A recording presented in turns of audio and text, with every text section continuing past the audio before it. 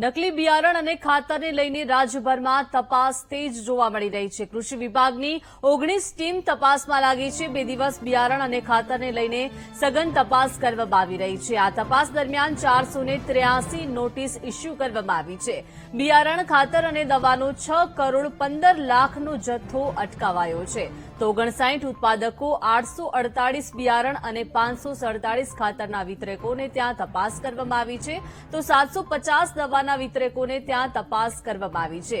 કૃષિ વિભાગની ટીમે 711 નમૂના લેવાયા છે. તો કપાસના 324માંથી 116 શંકાસ્પદ, જીનેટિક મોડિફાઈડ અને અનઅધિકૃત કપાસ તરીકે નમૂના લેવામાં આવ્યા છે. બિયારણનો 1,39,000 કિલોગ્રામનો જથ્થો પણ અટકાવી દેવામાં આવ્યો છે અને ખાતરનો 175 મેટ્રિક ટનનો જથ્થો પણ અટકાવાયો છે. સાબરકાંઠા જિલ્લામાં 24 નમૂનામાંથી 19 નમૂના શંકાસ્પદ જણાઈ આવ્યા છે.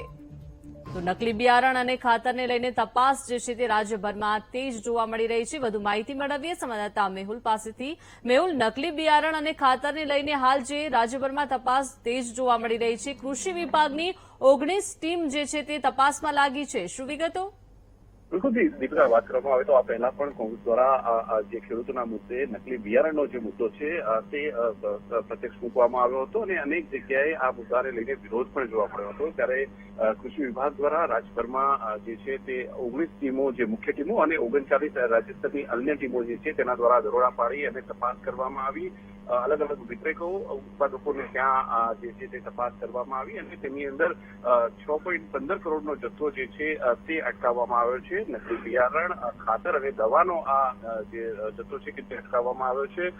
કપાસના 324 જેટલા જે જથ્થો હતો, જે અલગ અલગ નમૂનાઓની જે તપાસ કરવામાં આવી તેમાંથી 116 શંકાસ્પદ જેનેટિકલી મોડિફાઈડ જણાઈ આવ્યો છે અને જે અટકાવેલો જે જથ્થો છે તેમાં બિયારણનો 1.39 લાખ કિલોગ્રામ, ખાતરનો 175 મેટ્રિક ટન અને 1320 કિલોગ્રામનો જથ્થો જે છે તે દવાઓનો અટકાવવામાં આવ્યો છે. સાબરકાંઠામાંથી 24 નમૂનામાંથી 19 નમૂનાઓ છે તે શંકાસ્પદ જણાઈ આવ્યા છે. જી મેહુલ, સતત 2 દિવસથી તપાસ કરવામાં આવી છે. 19 ટીમ જે છે તે તપાસમાં લાગી છે. હજુ કેટલા દિવસ આ તપાસ ચાલી શકે છે?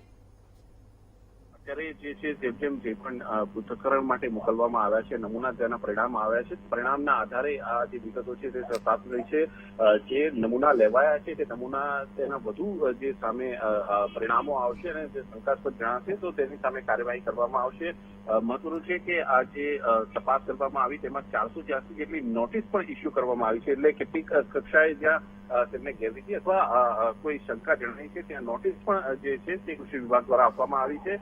વધુ જે નમૂનાઓ ગયા છે તપાસ માટે તેની અંદર પરિણામો આવશે, તેના આધારે આગળ કાર્યવાહી કરવામાં આવશે. જી દીર્ઘા. જી, આભાર મેહુલ વિગત આપવા બદલ.